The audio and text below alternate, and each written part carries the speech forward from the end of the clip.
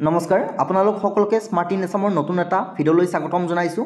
আজিৰ এই ভিডিঅ'টোত আপোনালোকে এডিআৰই 2024 বৰ্ষৰ ৰিজাল্ট কেতিয়া ঘোষণা কৰা হ'ব, লগতে এডিআৰই ভাইভা আৰু ইণ্টাৰভিউ কেতিয়া অনুষ্ঠিত কৰা হ'ব, ফাইনেল ৰিজাল্ট কেতিয়ালৈ ঘোষণা কৰা হ'ব, গোটেইখিনি আপোনালোকে তথ্য লাভ কৰিব, সম্পূৰ্ণ ধাৰণা এটা আপোনালোকে লাভ কৰিব পাৰিব। গতিকে ভিডিঅ'টো স্কিপ নকৰিব, শেষলৈ চাই থাকিব। লগতে আপোনালোকক জনাব পাৰি আমি সুখী হৈছোঁ, এডিআৰই গ্ৰেড 4 পদৰ ভাইভাৰ কাৰণে আপোনালোকৰ আমি এইখন মক টেষ্ট উলিয়াইছোঁ। ইয়াত আপোনালোকৰ কেনেকুৱা ধৰণৰ কুৱেশ্যন এনচাৰ ভাইভাত সুধিব পাৰে, যোৱা বছৰ কেনেকুৱা ধৰণৰ কুৱেশ্যনসমূহ সুধিছিল বা কি টপিকৰ ওপৰত কুৱেশ্যনসমূহ সুধে, কেনেকুৱা ধৰণৰ কুৱেশ্যন আপোনালোকক ভাইভাত সুধিব পাৰে, গোটেইখিনি ডিটেইল আপোনালোকে এইখন মক টেষ্টত পাই যাব। আপোনালোকে ডাউনলোড কৰি ল'ব পাৰিব। গ্ৰেড 4 পদৰ ভাইভাৰ কাৰণে এইখন মক টেষ্টৰ জৰিয়তে আপোনালোকে নিজকে প্ৰিপেয়াৰ কৰিব পাৰিব, সম্পূৰ্ণ আপোনালোকে ধাৰণা ল'ব পাৰিব। যিসকলে ভাইভা দি পোৱা নাই এতিয়াও আপোনালোকে এইখন মক টেষ্ট এবাৰ পঢ়ি চোৱাৰ পিছত আপোনালোকে সম্পূৰ্ণ ধাৰণা আপোনালোকৰ আহি যাব যে আমি ভাইভা দিব পাৰিম, আমাৰ ভাইভা ভাল হ'ব। যিসকলৰ পৰীক্ষা ভাল হৈছে এতিয়াৰ পৰাই আপোনালোকে প্ৰিপাৰেশ্যন কৰিব লাগিব, কাৰণ গ্ৰেড 4 পদৰ ৰিটেন এক্সামৰ যেতিয়া ৰিজাল্ট ঘোষণা কৰা হ'ব তাৰ কিছুদিন পিছতে আপোনালোকৰ ভাইভা অনুষ্ঠিত হ'ব। গতিকে মাজত আপোনালোকে বেছি দিন গেপ নাপাব। গতিকে পৰীক্ষা যদি ভাল হৈছে, আপোনালোকৰ যদি নাম আহিব বুলি আপোনালোকে ভাবিছে ৰিটেন এক্সামত, এতিয়াৰ পৰাই প্ৰিপাৰেশ্যন কৰক। আপোনালোকে এইখন গাইডবুকৰ জৰিয়তে প্ৰিপাৰেশ্যন কৰিব পাৰিব। সম্পূৰ্ণ আপোনালোকে ভাইভাৰ কাৰণে কুৱেশ্যন এনচাৰ পাব বা ভাইভাটো কেনেকুৱা হয় গোটেইখিনি আপোনালোকে এইখন গাইডবুক পঢ়িলে গোটেইখিনি আপোনালোকে জানিব পাৰিব। ঠিক আছে। তাৰপিছত গ্ৰেড 3 পদৰ কাৰণে আপোনালোকৰ যোৱা বছৰ চিলেবাছ আছিল MS ৱৰ্ড আৰু MS এক্সেল আৰু MS পাৱাৰ পইণ্ট। এই তিনিটা বিষয়ৰ ওপৰত আপোনালোকৰ কেনেকুৱা ধৰণৰ কুৱেশ্যন আহিব পাৰে।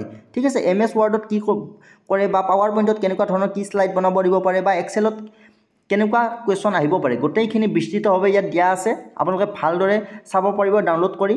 ন্যূনতম মূল্যত মাত্ৰ আমি 49 টকা বৰ্তমান দাম ৰাখিছোঁ দুখন গাইডবুকত। আপোনালোকে যিখন প্ৰয়োজন হয় ডাউনলোড কৰি ল'ব পাৰিব। গ্ৰেড 3ৰ কাৰণে এইখন স্কিল টেষ্টৰ কাৰণে MS ৱৰ্ড, MS এক্সেল আৰু MS পাৱাৰ পইণ্ট পাব, আৰু ইয়াত ভাইভাৰ কাৰণে গোটেইখিনি আপোনালোকে আনুষংগিক বস্তু লাভ কৰিব। ঠিক আছে। ডাউনলোড লিংক ডিছক্ৰিপশ্যন বক্সত দিয়া থাকিব। চ' এতিয়া ৰিজাল্ট ডেটলৈ আমি আহিছোঁ, আপোনালোকৰ ৰিজাল্ট কেতিয়া ঘোষণা কৰা হ'ব। চ' এইখিনিতে আপোনালোকক আমি জনাই দিছোঁ যিহেতু আগন্তুক দিনত আমাৰ কি আহিছে, পঞ্চায়ত ইলেকশ্যন আহি আছে। ঠিক আছে। পঞ্চায়ত ইলেকশ্যন আহিছে। বৰ্তমান আপোনালোকৰ ডিচেম্বৰ মাহ চলি আছে। পঞ্চায়ত ইলেকশ্যন ফেব্ৰুৱাৰী মাহৰ আপোনালোকৰ 1 তাৰিখৰ পৰা 5 তাৰিখৰ ভিতৰত হ'ব বুলি মুখ্যমন্ত্ৰীয়ে জানিব দিছে। ঠিক আছে। মুখ্যমন্ত্ৰীয়ে আপোনালোকৰ সকলে হয়তো গম পাইছে যে ফেব্ৰুৱাৰী মাহৰ 1 তাৰিখৰ পৰা 5 তাৰিখৰ ভিতৰত পঞ্চায়ত ইলেকশ্যন হোৱাৰ সম্ভাৱনা আছে। গতিকে পঞ্চায়ত ইলেকশ্যন ফেব্ৰুৱাৰী মাহৰ 1 তাৰিখৰ পৰাও যদি হয় তেতিয়াহ'লে আপোনালোকৰ প্ৰায় এমাহ আগত অধিসূচনা জাৰি হ'ব, মানে জানুৱাৰী মাহৰ পৰা আপোনালোকৰ অধিসূচনা জাৰি হ'ব বা ডিচেম্বৰ মাহৰ মাজভাগৰ পৰা যিসমূহ অফিচিয়েল কাম থাকে, ধৰক ইলেকশ্যন এটা পাতোঁ বুলি পাতিব নোৱাৰে, এমাহ 1.5 মাহ আগৰ পৰাই অফিচিয়েলি সকলোবিলাক যোজা চলাব লগা হয়, ট্ৰেইনিং দিব লগা হয়, কিবা দিব লগা হয়, গোটেইখিনি থাকে। গতিকে আপোনালোকৰ জানুৱাৰী মাহৰ পৰাতো ষ্টাৰ্ট হ'বই, ডিচেম্বৰ মাহৰ মাজভাগৰ পৰা আপোনালোকৰ কামসমূহ ষ্টাৰ্ট হ'ব আৰু জানুৱাৰী মাহৰ পৰা অধিসূচনা জাৰি হ'ব। গতিকে অধিসূচনা জাৰি হোৱাৰ পিছত আপোনালোকৰ কোনো ধৰণৰ পৰীক্ষা অনুষ্ঠিত নহয় বা ৰিজাল্ট ঘোষণা কৰা নহয় বা চৰকাৰী কাম কাজ গোটেইখিনি আপোনালোকৰ বন্ধ হৈ থাকে। কিন্তু আপোনালোকৰ কেতিয়া সম্পূৰ্ণ হ'ব পঞ্চায়ত ইলেকশ্যনৰ সকলোবিলাক কাম কাজ, মুখ্যমন্ত্ৰীয়ে টাৰ্গেট দিছে 10 ফেব্ৰুৱাৰীৰ আগত গোটেইখিনি পঞ্চায়তৰ কাম কাজ ইলেকশ্যনৰ শেষ হ'ব। গতিকে 10 ফেব্ৰুৱাৰীৰ পিছত আপোনালোকৰ ফলাফল ঘোষণা কৰা হ'ব। বৰ্তমান সময়ত যিহেতু ডিচেম্বৰ মাহ চলি আছে আৰু ডিচেম্বৰ মাহত আপোনালোকৰ যিহেতু ফলাফলটো ঘোষণা কৰিলেও ভাইভা বা স্কিল টেষ্ট অনুষ্ঠিত কৰিব নোৱাৰে, গতিকে আৰু কম দিনত আপোনালোকৰ ডিচেম্বৰ মাহত যিহেতু আপোনালোকৰ পৰীক্ষা শেষ হৈ যাব, বেছি দিন হোৱাই নাই, ডিচেম্বৰ মাহত আপোনালোকৰ ফলাফল ঘোষণা কৰাটো সম্ভৱপৰ নহ'ব, যিহেতু তেওঁলোককো সময় লাগিব, যথেষ্টখিনি কেণ্ডিডেট আছিল। গতিকে আপোনালোকৰ ইলেকশ্যনৰ পিছত ফলাফলসমূহ ঘোষণা কৰা হ'ব। যিহেতু 10 ফেব্ৰুৱাৰী তাৰিখে আপোনালোকৰ ইলেকশ্যনৰ সকলোখিনি কাম কাজ শেষ হ'ব বুলিও যদি আমি ধৰোঁ, তেতিয়াহ'লে আপোনালোকৰ ফেব্ৰুৱাৰী মাহৰ 15ৰ পৰা 21 তাৰিখৰ ভিতৰত আপোনালোকৰ গ্ৰেড 3 অথবা গ্ৰেড 4ৰ ফলাফল ঘোষণা কৰা হোৱাৰ যথেষ্টখিনি সম্ভাৱনা আছে। গ্ৰেড 3 অথবা গ্ৰেড 4ৰ আপোনালোকৰ যদি 15ৰ পৰা 21 তাৰিখৰ ভিতৰত আপোনালোকৰ ফলাফলটো ঘোষণা কৰিলে, তাৰপিছত আপোনালোকৰ 21 তাৰিখৰ পৰা ফেব্ৰুৱাৰী মাহৰ 28 তাৰিখৰ ভিতৰত আন এটা আপোনালোকৰ যদি গ্ৰেড 4ৰ ফলাফল 15 তাৰিখৰ পৰা 21 তাৰিখৰ ভিতৰত ফলাফল ঘোষণা কৰে, নেক্সট আপোনালোকৰ গ্ৰেড 3ৰ 21 তাৰিখৰ পৰা 28 তাৰিখৰ ভিতৰত কোনো এটা ডেটত ফলাফল ঘোষণা কৰিব পাৰে। মানে আপোনালোকৰ ফেব্ৰুৱাৰী মাহত গ্ৰেড 3 গ্ৰেড 4ৰ ফলাফল ঘোষণা কৰিব। ঠিক আছে।